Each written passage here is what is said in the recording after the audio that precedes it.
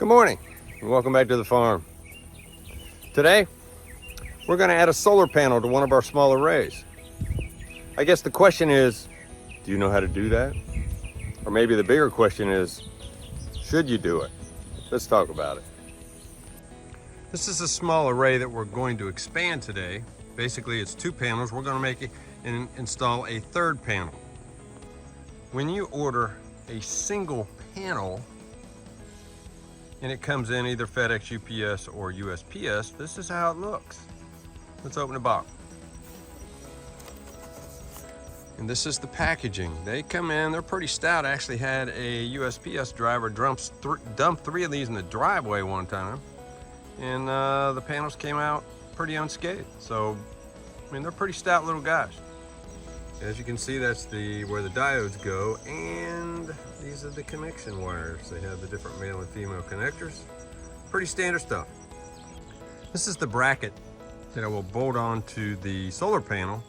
This will approximate the correct angle so that we can maximize our solar input. Yeah, when installing the brackets, you have to drill a couple holes. Now, I'm assuming most of you can use a hand drill. But one thing you really need to be careful of is not damaging the solar panel. This is what I do before drilling a hole. I'm going to drill a hole right about here. And as you can see, I put this other metal piece underneath. So when the drill goes through the hole, goes through the piece, it hits the piece of aluminum and not the solar panel. Should you happen to hit the solar panel with your drill, you risk damaging and potentially ruining the complete solar panel. Okay, the bracket has been installed, no problems. We're at about the same level as the other ones, and when I set it out there, we'll find out. But let's break out the meter and see what this thing is pulling. This is a 160 watt panel at 12 volts, which, if you know anything about solar panels, means just about nothing. I'll show you.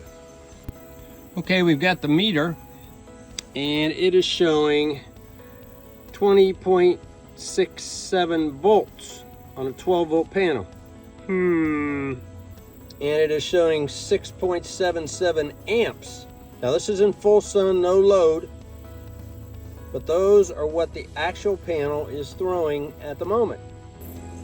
So as you can see, the paneling statistics are a guideline. I think a very vague guideline at best. I have constructed this small solar test bench, and we've got two simple solar cells here.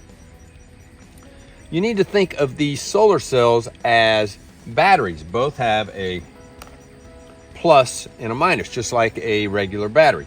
The plus is the red. In this case, the minus is the black. And so what we're going to do is, I don't know what these are rated at as far as voltage and amperage, but let's test it and see on our meter. So we take our meter, set it to volts, and put our red lead to the red and our black lead to the black, and we get 18.68 volts. So let's see how many amps we get. Change our meter.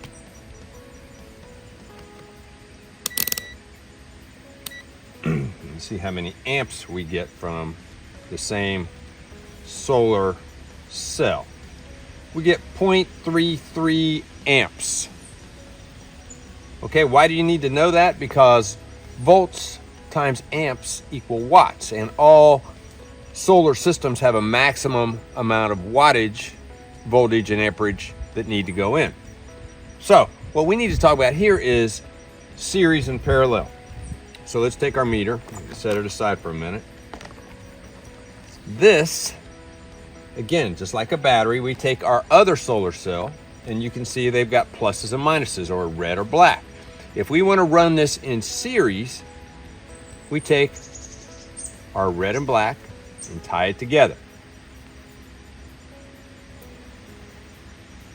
Now our solar panels are in series.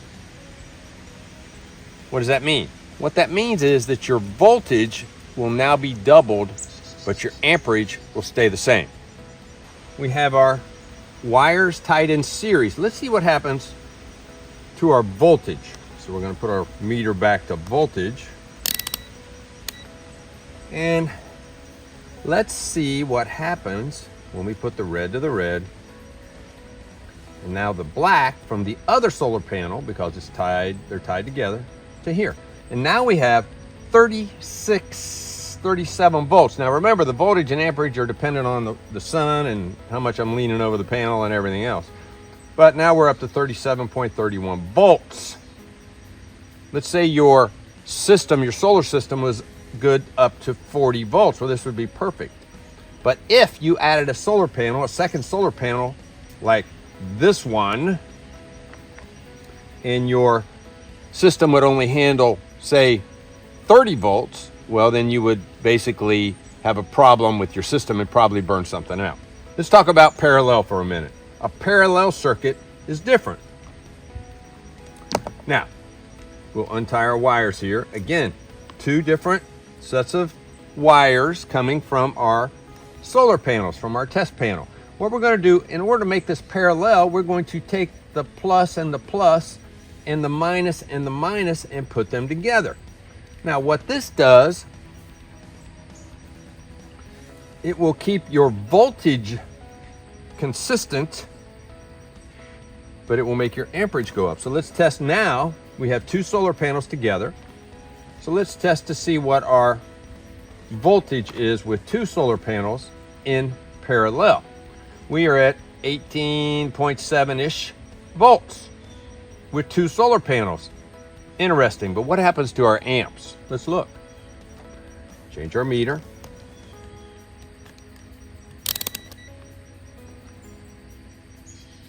And now our amps are at 0.069, 0.70, which is about double what we had when we were in series. Now we're up to 7.3. You can see the clouds moving in and out of the clouds.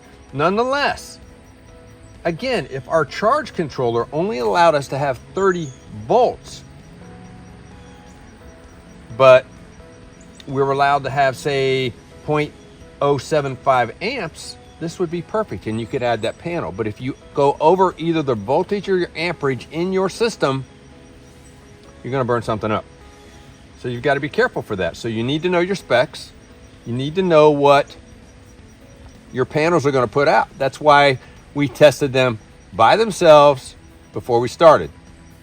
But you need to know what happens in series. You need to know what happens when they're put in parallel to your volts and amps.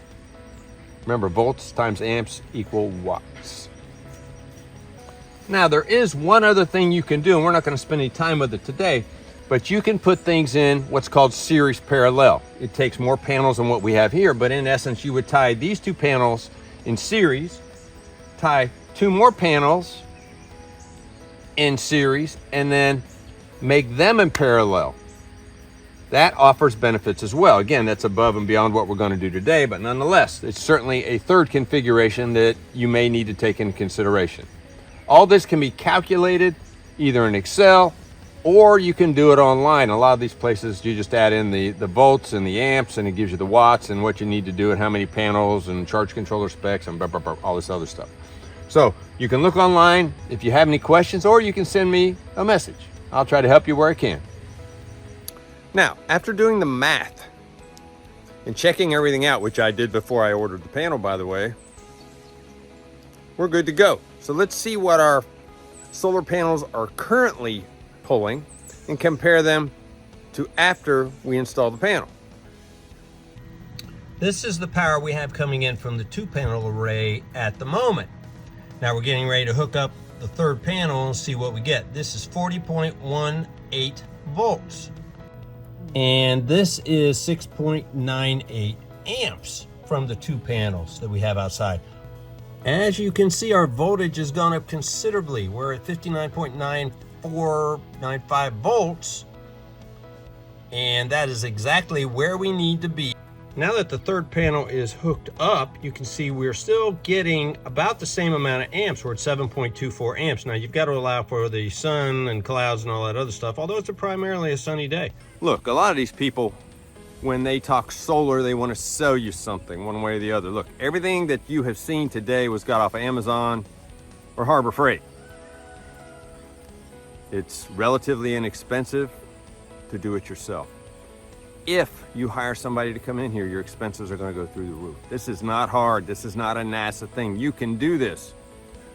We have increased our panel capacity by about 30% by adding one panel to one array.